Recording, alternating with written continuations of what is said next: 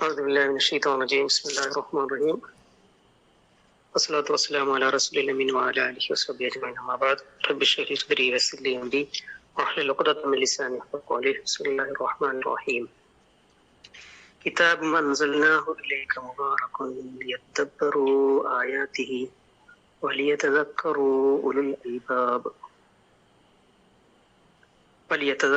الألباب صدق الله العلي العظيم. നമ്മൾ റമദാൻ മാസത്തിലാണ് നമ്മൾ ഖുർആനുമായിട്ട് കൂടുതൽ ബന്ധപ്പെട്ട് കൊണ്ടിരിക്കുന്ന ഒരു സമയമാണ്. ഈ ഒരു ആയത്ത് നമ്മൾ പലപ്പോഴും കേട്ടതായിരിക്കും. സൂറത്ത് സ്വാദിലെ 29-ാമത്തെ ആയത്താണ്. ഇതില് പറയുന്നത്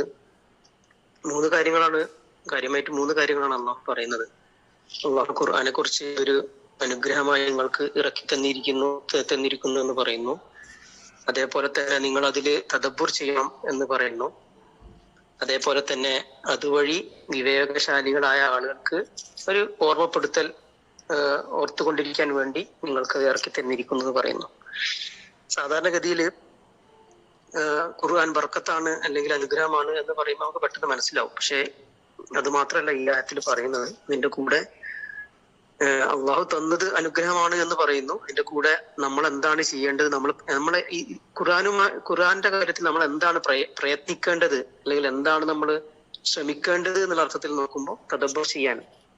തദബ്ബുർ എന്ന് പറയുമ്പോൾ നമുക്കറിയാം, പിന്നെ പരിഗണന കൊടുത്തുകൊണ്ട് ഗൗരവത്തോടു കൂടി ആലോചിക്കുന്ന, ചിന്തിക്കുന്ന, ചിന്തനം ചെയ്യുന്ന ഒരു പ്രവൃത്തിയാണ്. അപ്പൊ അത് ചെയ്യാനാണ് നമ്മൾ ആവശ്യപ്പെടുന്നത്. ഇനി അങ്ങനെ ചെയ്തു കഴിഞ്ഞാൽ എന്താണ് നേടാൻ പോകുന്നത് എന്ന് ചോദിച്ചു കഴിഞ്ഞാൽ അതും കൂടി ഇതിൽ പറയുന്നുണ്ട്. നമുക്ക് ദിക്റായിട്ട് നമ്മൾ പഠിച്ച കാര്യങ്ങൾ നമ്മൾ അതുവഴി മനനം ചെയ്ത് നമുക്ക് ബോധ്യപ്പെട്ട കാര്യങ്ങൾ പിന്നീട് നമുക്ക് പല സന്ദർഭങ്ങളിൽ ഓർത്തെടുക്കാൻ വേണ്ടി നമുക്ക് കഴിയും. നമുക്ക് എന്ന് പറയുമ്പോൾ ഇവിടെ പറഞ്ഞ ആളുകൾ എന്ന് പറഞ്ഞാൽ വിവേകശാലികളായ ഒരു അൽബാബുകളായിട്ടുള്ള ആളുകളെ കുറിച്ചാണ് പറയുന്നത്. അപ്പൊ ഇത് നമ്മൾ തത്വത്തിൽ നമുക്ക് അറിയാവുന്ന കാര്യമാണ്.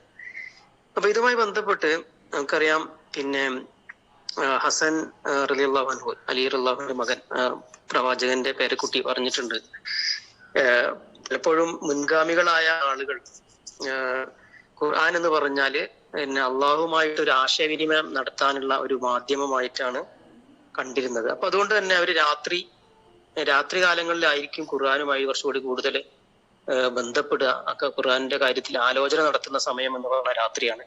പകലിൽ അതനുസരിച്ച് അവര് നേരത്തെ പറഞ്ഞ ആയത്തുമായിട്ട് ബന്ധിപ്പിച്ച് നമ്മൾ നോക്കുകയാണെങ്കിൽ രാത്രി സമയത്ത് അവർ പലപ്പോഴും തദബ്ബുർ ചെയ്യും. പിന്നെ രാവിലെ സമയത്ത് അത് ദിക്റായിട്ട് ബാക്കി കാര്യങ്ങളൊക്കെ ചെയ്തുകൊണ്ടിരിക്കുമ്പോൾ അതിന്റെ കാര്യങ്ങൾ ജീവിതത്തിൽ അതനുസരിച്ച് പ്രവർത്തിക്കാൻ വേണ്ടി നോക്കും എന്ന് പറയുന്നുണ്ട്. അതേപോലെ തന്നെ ഇമാം ഹസനുൽ ബസരി പറഞ്ഞായിട്ട് നമുക്ക് കാണാൻ പറ്റും. പിന്നെ അദ്ദേഹം ഒരുപാട് ഖുർആനെ കുറിച്ച് പറയുകയും അതുമായി ഒരുപാട് ഖുർആന്റെ വിഷയത്തിൽ ഒരുപാട് എന്താ പറയാ പിന്നെ സംഭാവനകൾ നൽകിയ ഒരാൾ കൂടിയാണ്, ഒരു ഇമാം കൂടിയാണ്, പിന്നെ ഒരു പണ്ഡിതൻ കൂടിയാണ്. അപ്പം അദ്ദേഹം പറയുന്നുണ്ട്, നമുക്ക് മുമ്പിൽ വരുന്ന ഓരോ ആയത്തിനും നമുക്ക് ആലോചിച്ച് അറിയുന്ന കാര്യമാണ്. അദ്ദേഹം പറയുന്നത് ഓരോ ആയത്തിനും അതിൻ്റെതായ ഒരു പ്രകടമായ, പുറത്തിങ്ങനെ നോക്കിക്കഴിഞ്ഞാൽ അർത്ഥം വെച്ച് നോക്കിക്കഴിഞ്ഞാൽ പ്രകടമായി കാണുന്ന ഒരർത്ഥം ഉണ്ടാവും. അതേപോലെ തന്നെ അതിൽ ഒളിഞ്ഞിരിക്കുന്ന അല്ലെങ്കിൽ ഉള്ളിലുള്ള ഒരുപാട് അർത്ഥങ്ങളും എല്ലാ ആയത്തിനും ഉണ്ടാകും. അതേപോലെ തന്നെ ഖുർആനിലെ ഓരോ പിന്നെ വാക്കിനും അതേപോലെ തന്നെ ഓരോ അക്ഷരങ്ങൾക്കും അതിൻ്റെ തൂക്കമുണ്ട് എന്നൊക്കെ പറയുന്നുണ്ട്. അപ്പൊ പിന്നെ പറഞ്ഞതിന്റെ ചുരുക്കം എന്താന്ന് പറഞ്ഞാല്, ഇതൊക്കെ പറയുന്നത് നേരത്തെ പറഞ്ഞ പോലെ തദബ്ബുർ എന്ന് പറയുന്ന നമ്മൾ മനനം ചെയ്യുക, ചിന്തിക്കുക എന്ന് പറയുന്നതിന്റെ എന്തുകൊണ്ടാണ് അത് അത്രമാത്രം പ്രാധാന്യം അർഹിക്കുന്നത് എന്ന് പറയാൻ വേണ്ടി പറഞ്ഞെന്ന് മാത്രം.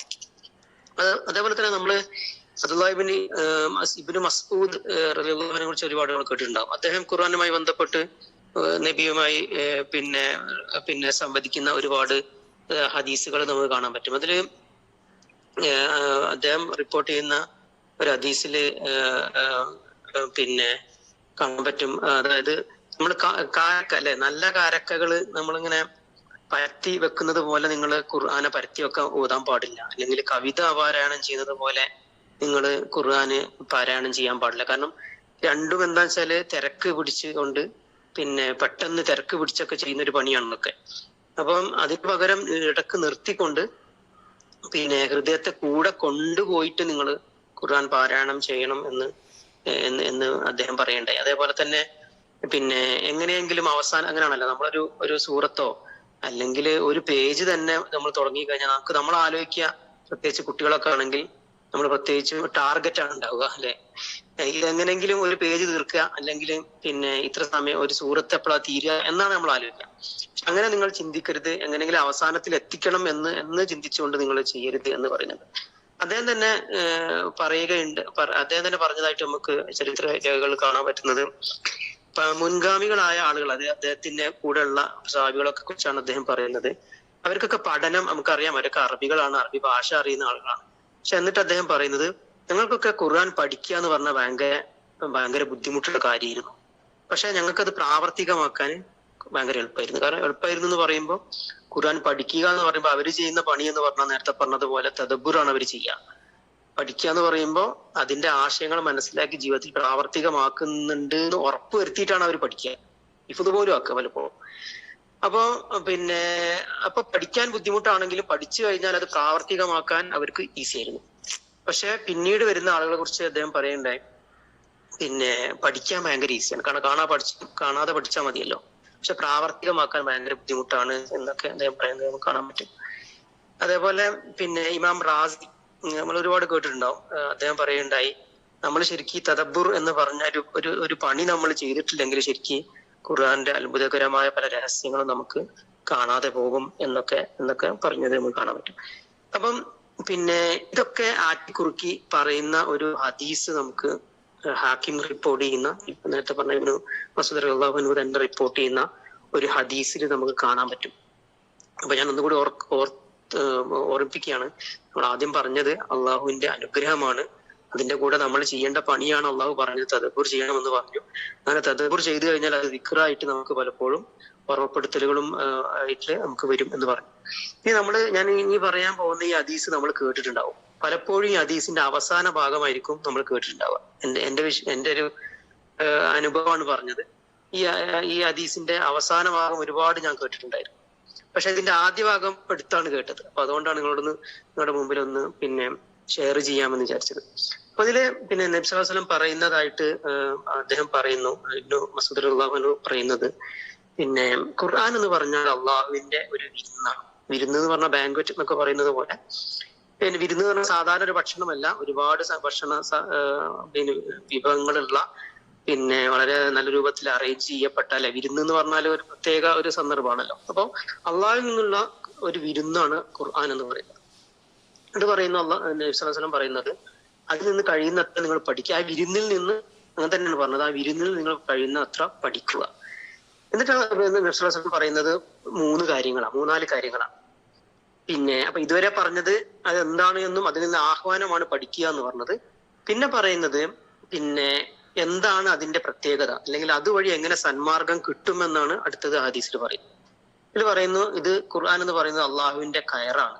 ഓക്കെ, അതേപോലെ വ്യക്തമായ വെളിച്ചമാണ്, അതേപോലെ ഉപകാരപ്രദമായ മരുന്നാണ്. ഒന്ന് മരുന്നിനെ പറ്റി പറഞ്ഞു, വെളിച്ചത്തെ കുറിച്ച് പറഞ്ഞു, കയറാണ് എന്ന് പറഞ്ഞു. ഇത് പറഞ്ഞു, ആ കയറിൽ പിടിച്ചിരിക്കുന്നവർക്ക് അത് സംരക്ഷണമാണ്, അത് പിന്തുടരുന്നവർക്ക് അത് രക്ഷയാണ്. അതേപോലെ തന്നെ ഇത്രയും കാര്യങ്ങൾ പറഞ്ഞാന്ന് വെച്ചാൽ സന്മാർഗത്തിന്റെ വഴികൾ, ഖുർആൻ എന്ന് പറയുന്നത് നമ്മുടെ സന്മാർഗത്തിന് എത്രമാത്രം പ്രധാനപ്പെട്ട കാര്യമാണ് എന്നാണ് ആ ഹദീസിന്റെ ആ ഒരു ഭാഗത്ത് പറയുന്നത്.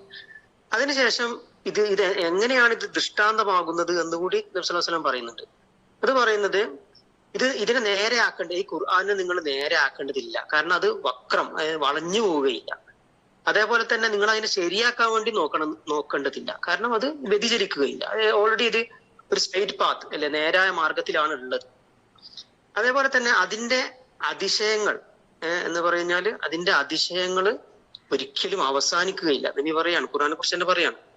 അതേപോലെ തന്നെ നിങ്ങൾ നിരന്തരമായി നിങ്ങൾ ആവർത്തിച്ചു എന്ന് കരുതിയിട്ട് അത് തേഞ്ഞു പോവുകയില്ല. നാല് കാര്യങ്ങളാണ് പറഞ്ഞത്. ഒന്ന്, പിന്നെ നേരെയാക്കാൻ വേണ്ടി നോക്കേണ്ടതില്ല, കാരണം അത് വളഞ്ഞു പോവുകയില്ല.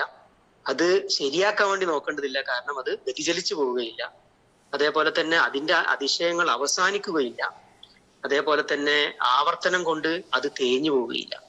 അങ്ങനെ ഓരോന്നും ഞാൻ മനസ്സിലാക്കുന്നത്, ഇതിലെ ഓരോ സംഗതികളും നമ്മളുടെ അനുഭവത്തിൽ ഖുർആൻ മനസ്സിലാക്കി കഴിഞ്ഞാൽ നമുക്ക് മനസ്സിലാവുന്ന കാര്യമാണ്. ഓരോന്നും ആവർത്തനം കൊണ്ട് തേഞ്ഞു മാഞ്ഞു പോവുകയില്ല എന്ന് പറഞ്ഞാൽ, നമുക്ക് ഒരു ആയത്ത് നമ്മൾ ഒരു പ്രാവശ്യം പഠിച്ചു, അല്ലെങ്കിൽ ഓതി അടുത്ത പ്രാവശ്യം ആ ഒരു ആയത്തോ അതിൽ ഒരു സൂറത്തോ പഠിക്കുമ്പോൾ നമുക്ക് പുതിയ ആശയങ്ങൾ നമുക്ക് തന്നെ മനസ്സിൽ കൊണ്ടുവരും എന്ന് പെട്ടെന്ന് തന്നെ നമുക്ക് മനസ്സിലാവും. അപ്പൊ ഇതുവരെ പറഞ്ഞത് പിന്നെ വിരുന്നാണെന്ന് പറഞ്ഞു, പഠിക്കാൻ വേണ്ടിയുള്ള ആഹ്വാനമുണ്ട്, എങ്ങനെയാണ് അത് സന്മാർഗമാവുന്നത് എന്ന് പറയുന്നു, അതേപോലെ എങ്ങനെയാണ് ദൃഷ്ടാന്തമാവുന്നത് എന്ന് പറയുന്നു. അതിനുശേഷം പറഞ്ഞതാണ് നമ്മൾ കേട്ടിട്ടുണ്ടാവുക, അതുകൊണ്ട് നിങ്ങൾ അത് പാരായണം ചെയ്യുക. ഏത് ഖുർആൻ? അതുകൊണ്ട് നിങ്ങൾ പാരായണം ചെയ്യുക. അതിന്റെ ഓരോ അക്ഷരത്തിനും 10 നന്മകൾ ചെയ്ത പ്രതിഫലമുണ്ട്. ഇത് നബി സല്ലല്ലാഹു അലൈഹി വസല്ലം പറയുന്നു, അലിഫ് ലാം മീം എന്ന് പറഞ്ഞാൽ ഒറ്റ അക്ഷരമല്ല, അത് 3 അലിഫ് ലാം മീം വേറെയാണ്. നിങ്ങൾ അലിഫ് ലാം മീം എന്ന് പറഞ്ഞാൽ 30 നന്മകൾ നിങ്ങൾക്ക് വേണ്ടി രേഖപ്പെടുത്തും എന്ന് പറയുന്നു. അപ്പൊ നമ്മൾ എന്ന് പറയുമ്പോൾ പൊതുവിൽ മുസ്ലിം സമൂഹം, വിശ്വാസികൾ അടക്കം പിന്നെ എന്താ സംഭവിക്കുന്നത്, നമ്മൾ ഈ ലാസ്റ്റത്തെ ഒരു സംഗതി കേട്ടുകൊണ്ട് പാരായണത്തിൽ ഇങ്ങനെ കോൺസെൻട്രേറ്റ് ചെയ്യുന്നു.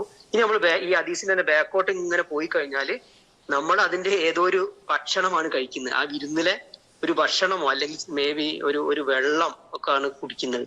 പക്ഷെ നമുക്ക് അള്ളാഹു മുമ്പിൽ വെച്ച് നിൽക്കുന്ന കാര്യം എന്ന് പറഞ്ഞാൽ വിരുന്നാണ്. അപ്പൊ അത് എന്ന് പറഞ്ഞാൽ വിരുന്നാവണമെന്നുണ്ടെങ്കിൽ അത് ആവർത്തിക്കണം, അതിന്റെ അതിശയങ്ങൾ നമ്മൾ ചിന്തിക്കണം, അതേപോലെ തന്നെ അതിന്റെ ആശയങ്ങൾ നേരെയാണെന്നും പിന്നെ എന്റെ ആശയ സംഗതികളൊക്കെ വളഞ്ഞു പോകാൻ സാധ്യതയുണ്ട് എന്നുള്ള അർത്ഥത്തിൽ ഫുർഖാനായിട്ട് നമ്മൾ അതിനെ മനസ്സിലാക്കണം. ഇത് രക്ഷയാണ് എന്നും സംരക്ഷണമാണ് എന്നും നമുക്ക് മനസ്സിലാവണം.